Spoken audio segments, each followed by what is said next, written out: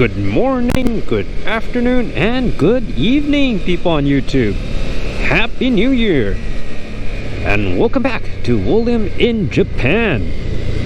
Today you join me on my trusty CB250R on a beautiful, nice and warm winter's afternoon. So, as the title has shown, today we are reviewing the Komine carbon protected winter glove. It is, as you may see, is a short glove, not a gauntlet one, which is the very reason why I bought this. Maybe around a year and 2 months ago, I think, I showed you guys the Kushitani Varsity winter glove, which works like a peach, and I still love it to this day. However, I need something for my commute. One I can jab on really quickly, like this one, on really normal clothing, like what I'm wearing right now, and on these kind of busy streets, crowded, pedestrians, bicycles and such, which is basically how my commute looks like. So, what is Komine in the first place? Giving you guys a brief history lesson. As you can see on the knuckle guard, it says since 1947. Hopefully that's showing up on the camera right now.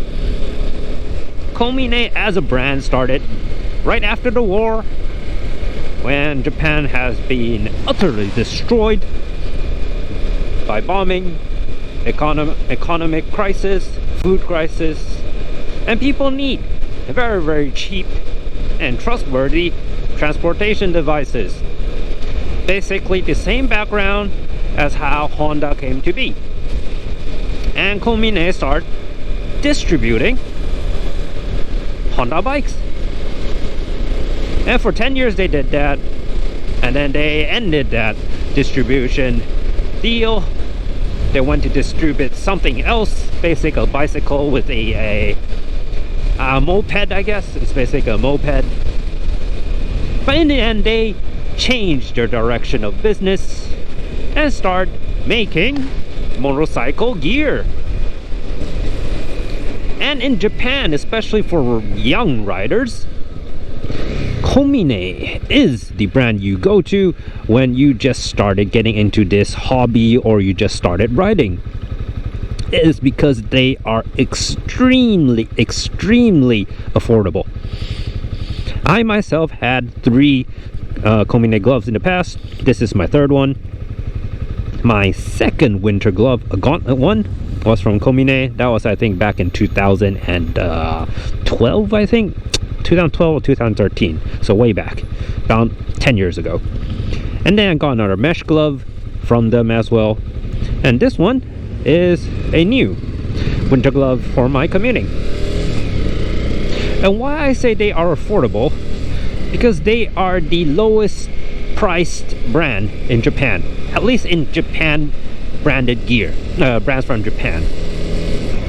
They have a philosophy of pushing forward that basically the ATGAT, all the gear all the time philosophy.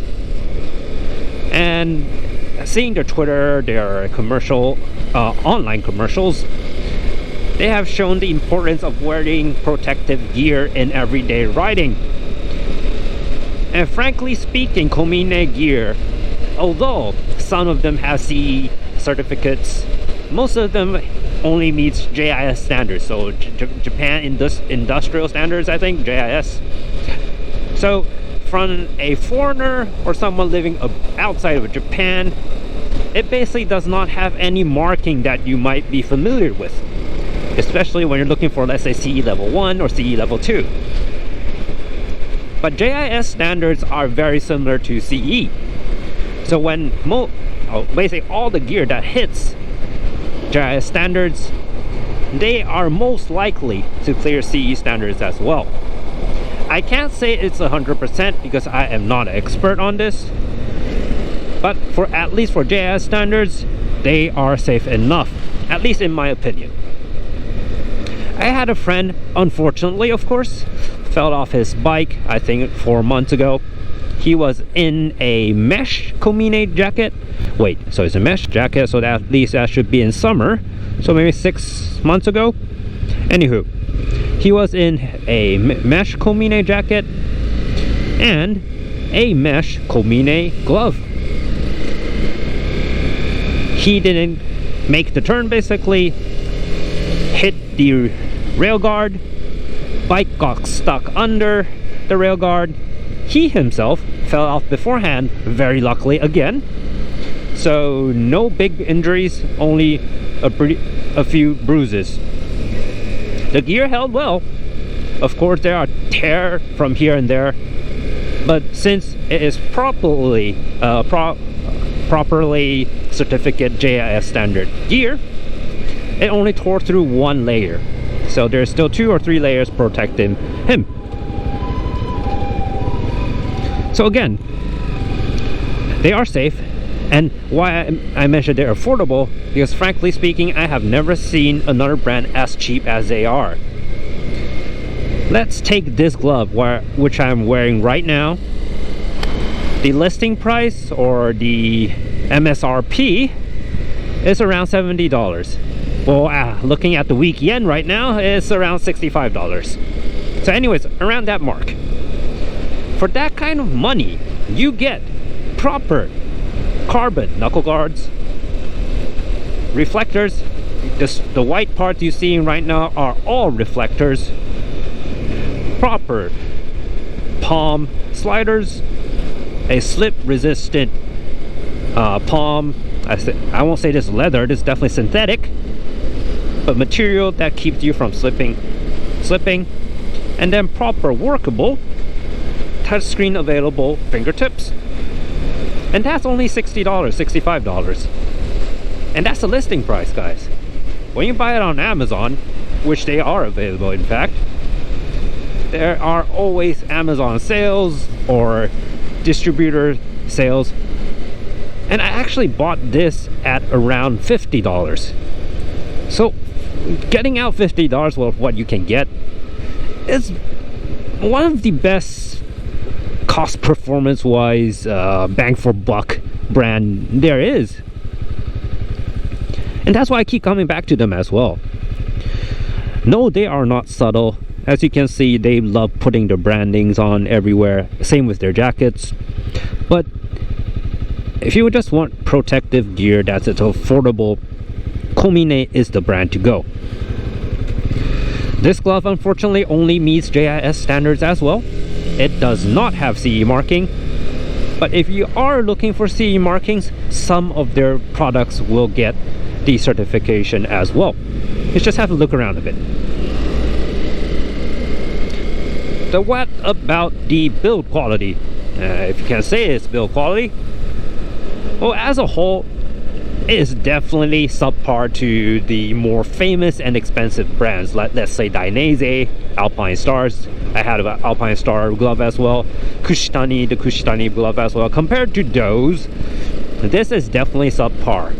You can see from here and there, not sure if it's showing up on the camera. I think the right hand is a bit more severe. Let's pull in the clutch. Yeah, if you can see my right index finger right now, this seam right here, the stitching is definitely not stitched in the perfect place, I would say. I think they took in too much material, so there's a weird curve, a weird indent on the glove. But other than these really small things that really won't affect the effectiveness of this glove, it is good enough.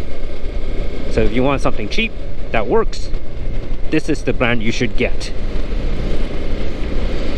So after getting this for around 2 months already, yes, I got this in November, so around 2 months, fingertip still works, nothing is wearing off, reflectors are hell bright, like really bright. I'm a bit astonished at how bright they are. And of course, these are proper carbon knuckle guards, as I mentioned. I am really happy of what I got for $50. And yeah, it's not the coolest brand, it's not the most eye-watering or the brand that you want to get, but functionally wise, there isn't any problem with it, which I can put up thumbs up and recommend them to you. Of course, it is a Japanese brand, so the sizing will be a bit different, especially for the jackets compared to foreign brands, well, non-Japanese brands. But other than that, no problem at all. If you ever had the chance to buy them online or come to Japan and shop around, just look at their size chart. It shouldn't be a problem. You'll find the one you need, especially for gloves. So no harm done, I guess.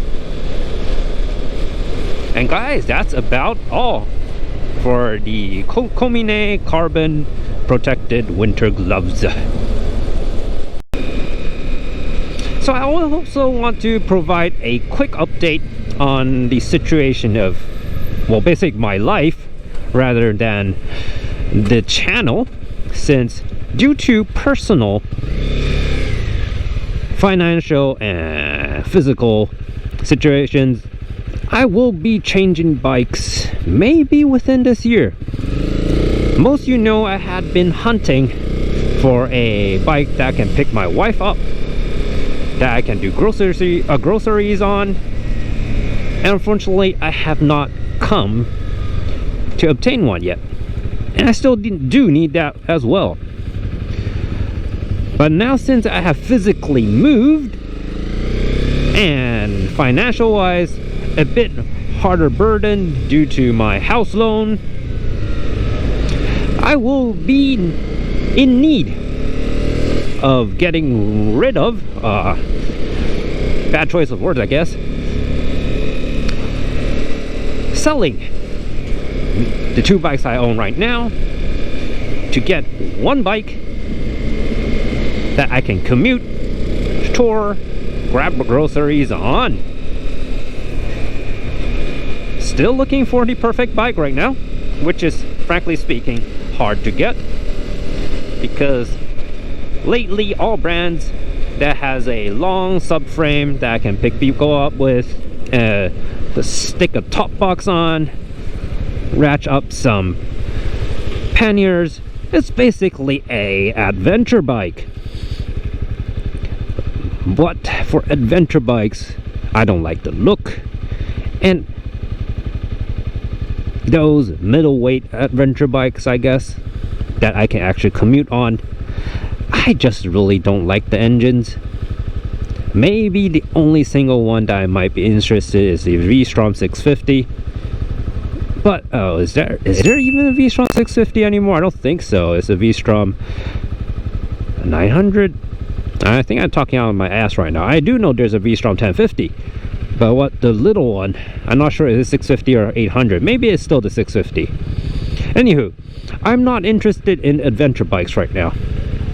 They're extremely comfortable. I tried them out. I love the Multistrada, of course. Love the engine, with the same engine actually with my Super Sport, the Multistrada V2. Fits me perfectly, but I just can't get over the looks. So I'll have to look for something else. Hopefully it'll be a retro naked bike. But looking across the board, most retro bikes are rather too expensive or too cumbersome. Cumbersome? Maybe not.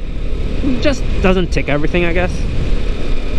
The closest to my personal preference, I guess, is the Z900 RS. 4-cylinder smooth engine, very, very smooth. Can't be raised. It is a buzzy from time to time, but smooth enough. Great sound. Nice long flat seat. But how can you stick a top box on such a beautiful bike. I couldn't. Could you? I don't know. I definitely cannot. So without a top box, I can't really get my wife to sit on the back, which she feels a bit unsafe. So what else are there left?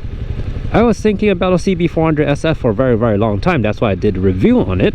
But they went out of production last November due to EU5 hitting Japan.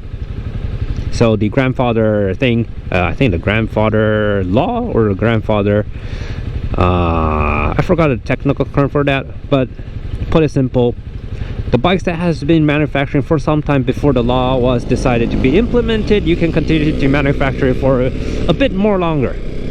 And for the CB400 SF, the Super 4 has reached its limits, and it has been called out for production since last November. And since it is such a great bike, and of course due to COVID and supply chain stuff, used CB400 SF, the price has shot right through the roof. They are hitting close to 2 million yen, which is completely stupid, in my opinion at least. It's double the price of a new bike, so it is hard to get one at the moment. Looking up at here, maybe the CB650R. I did have a look on that, but unfortunately completely same with this bike.